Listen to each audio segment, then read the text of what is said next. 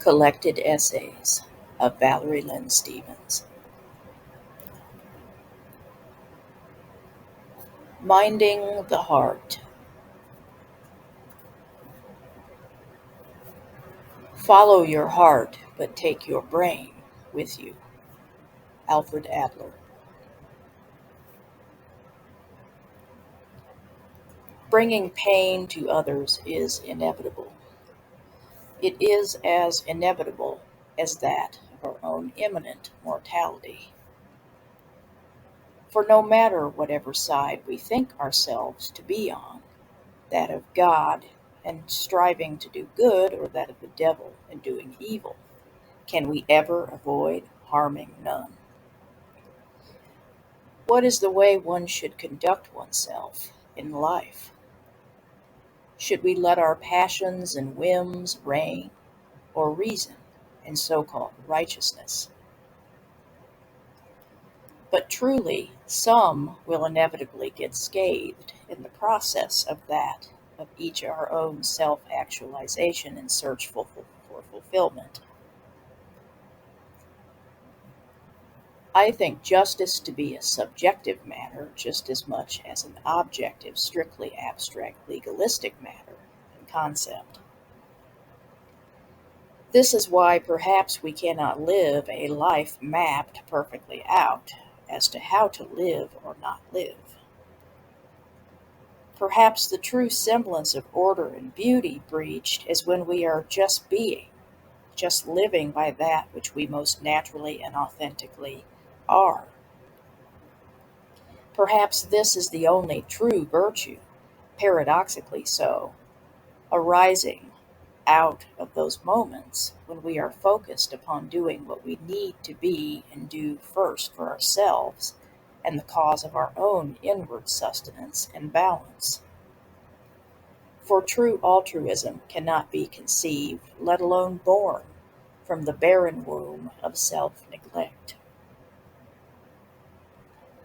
Furthermore, the most violent and insidious variations of savagery in actuality often reside within civility, or rather, within the heart of the socially engineered beast.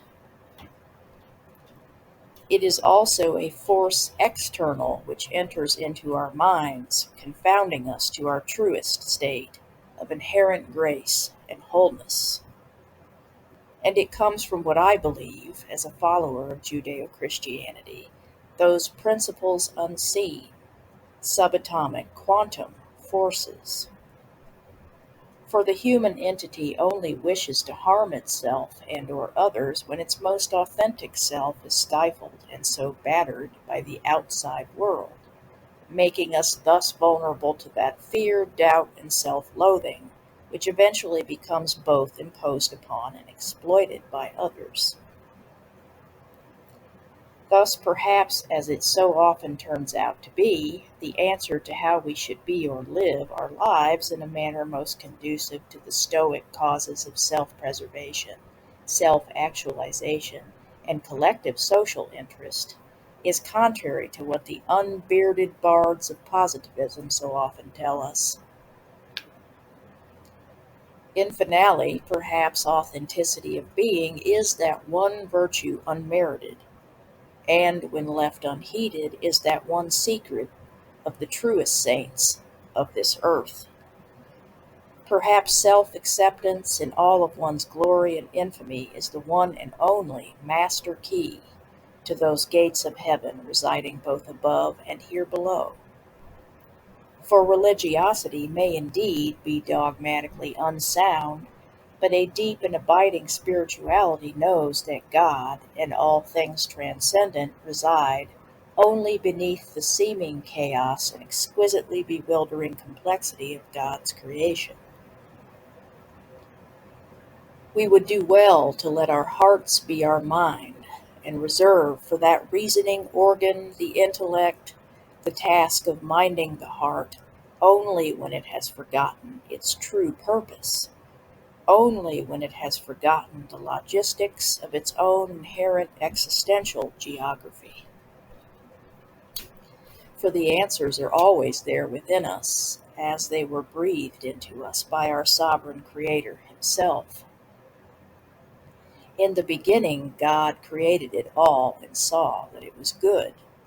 He still thinks so, but has left it up to us what we will choose to do with what He has granted us. Accountability rests squarely within each our own individual laps. What will we choose in this moment, good or evil? Eternity weighs itself without ceasing upon this pole. For we all know that there is indeed such a thing as absolute truth and absolute right or wrong, despite how we may have been misinformed.